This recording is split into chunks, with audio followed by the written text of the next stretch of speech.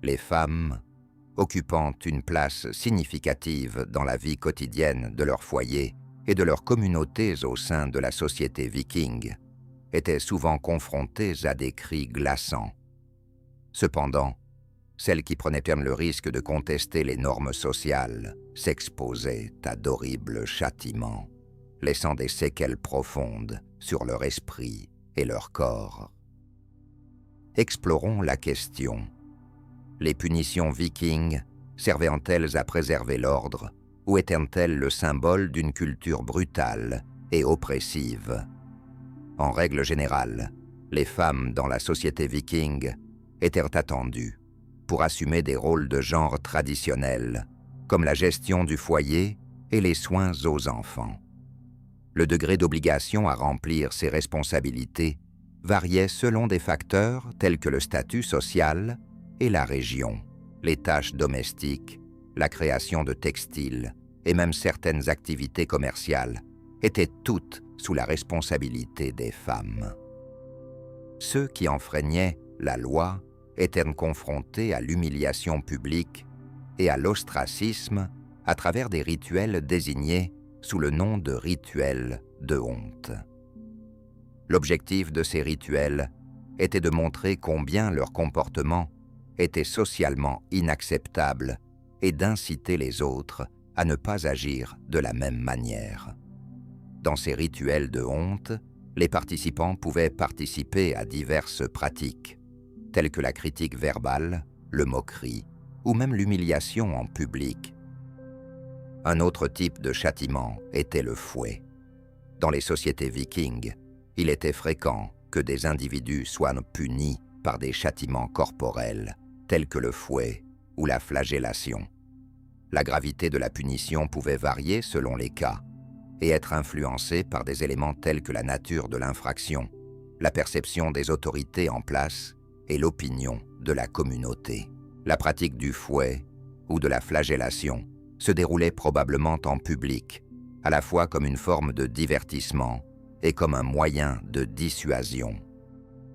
En humiliant publiquement et en torturant le coupable, l'objectif était d'imposer une punition tout en dissuadant d'autres de commettre des infractions similaires. La forme suivante de châtiment est le combat dans le feu. Les individus soupçonnés de vol ou d'autres crimes étaient soumis à un procès unique appelé l'épreuve par les flammes.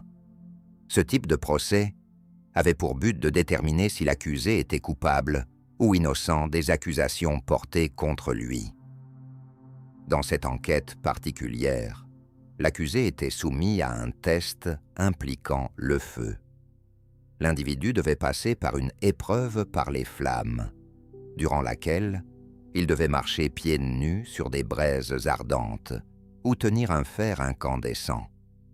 À l'issue de l'épreuve, la présence de graves brûlures ou blessures aux mains ou aux pieds de la personne était considérée comme une preuve de culpabilité. En revanche, si les mains ou les pieds de l'accusé restaient intacts ou se rétablissaient rapidement après avoir été blessés, cela était interprété comme un signe d'innocence, indiquant que les dieux étaient intervenus en leur faveur. La conviction que les dieux protègent les innocents, tout en permettant aux coupables de payer pour leurs crimes, était la base sur laquelle reposait cette souffrance. Saviez-vous qu'il existait d'autres superstitions similaires, comme l'épreuve par l'eau? La forme suivante de châtiment est l'amende. Les amendes, également appelées, faisaient partie intégrante du droit viking et jouaient un rôle crucial dans la résolution des conflits et le maintien de l'ordre social. Le vergild était pratiqué dans le but de présenter des excuses à la victime ou à sa famille pour le préjudice subi. Le montant du vergild était fixé en fonction de divers facteurs, notamment la gravité de l'infraction et le statut social des personnes concernées. Une valeur numérique, appelée valeur de guilde, était attribuée à chaque transgression. Cette valeur variait selon la nature de l'infraction. ainsi que la position sociale de la victime et celle de l'auteur de l'infraction. Le weregild était généralement compensé par des animaux, des biens ou de l'or précieux, chacun reflétant le niveau de richesse et les capacités financières de l'offenseur. L'objectif de l'amende était de rectifier l'injustice, de réparer le préjudice subi par la victime et de dissuader d'autres individus de commettre des actes illégaux en offrant une compensation financière. Si l'offenseur n'était pas en mesure de payer le montant total du weregild, un arrangement pouvait être conclu pour des paiements partiels ou des plans de paiement échelonnés.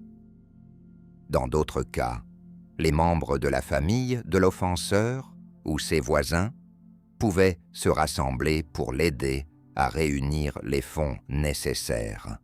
Si vous ne parvenez pas à payer le weregild, cela pourrait nuire à votre réputation ou entraîner la perte de certains privilèges au sein de la communauté. La punition la plus atroce de cette époque était l'aigle de sang. Comme vous pouvez le constater, cette méthode d'exécution était particulièrement macabre. Le dos de la victime était déchiré et ses côtes étaient séparées de sa colonne vertébrale pour former des ailes d'aigle. La personne était ensuite suspendue la tête en bas jusqu'à sa mort.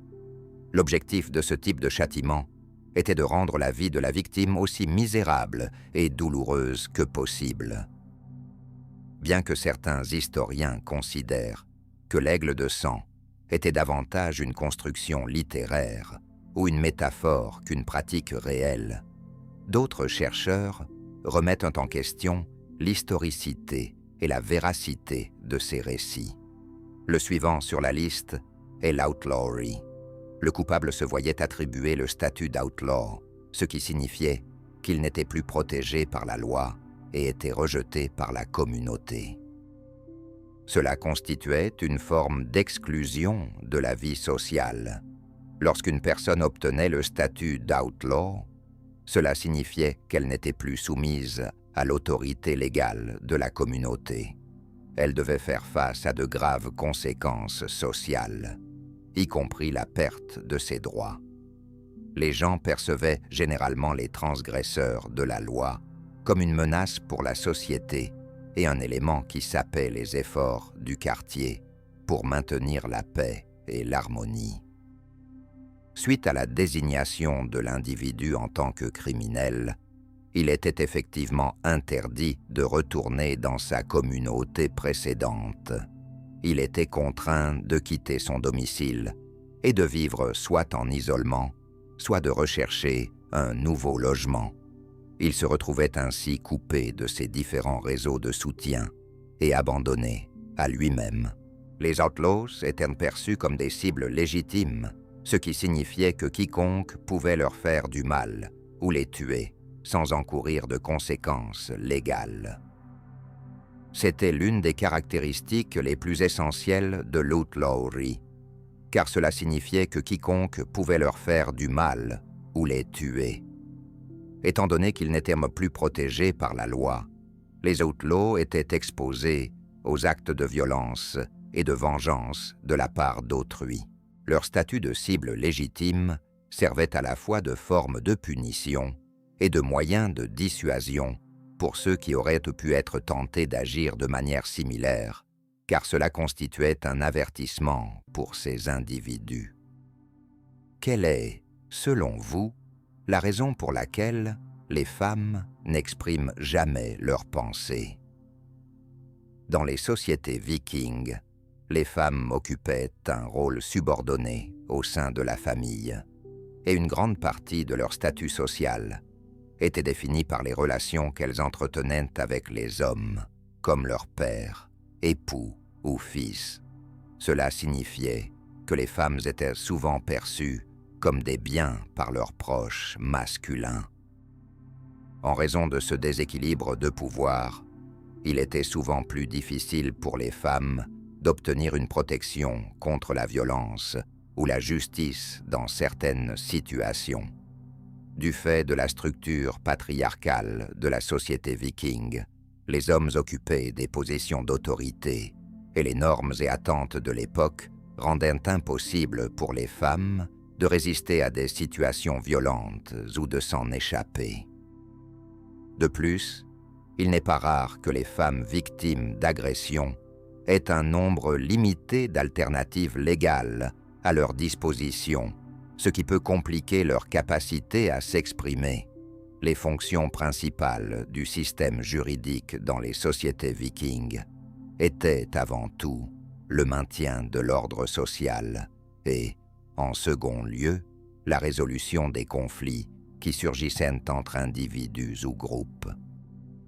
Même s'il pouvait exister des procédures pour traiter des crimes tels que l'agression ou l'homicide, la capacité des femmes à accéder à la justice et à trouver refuge au sein de ce système aurait vraisemblablement été déterminée par leur position sociale et leur réseau de soutien. Cela était vrai, malgré l'existence potentielle de systèmes pour traiter de tels crimes. Il est possible que les communautés soudées et l'insistance marquée sur les liens de parenté, courantes dans les sociétés vikings, compliquent encore davantage la situation des femmes victimes d'abus. Les femmes peuvent hésiter à se manifester ou à demander de l'aide par crainte de sanctions supplémentaires ou de stigmatisation si elles croient que signaler des abus bouleversera les dynamiques des relations sociales et familiales. Ces histoires soulignent les immenses difficultés qu'elles ont surmontées et leur résilience. Leurs expériences mettent en lumière le poids écrasant des attentes sociétales, le coût de la solitude et les blessures subtiles qui subsistent après la commission de la violence. Elles se dressent comme un hommage à la détermination et à la force des individus ayant traversé une société où l'application de la punition n'était soumise à aucune restriction. En ce qui concerne les punitions qu'elles ont subies, que pensez-vous du traitement infligé aux femmes vikings? Partagez vos réflexions dans les commentaires ci-dessous.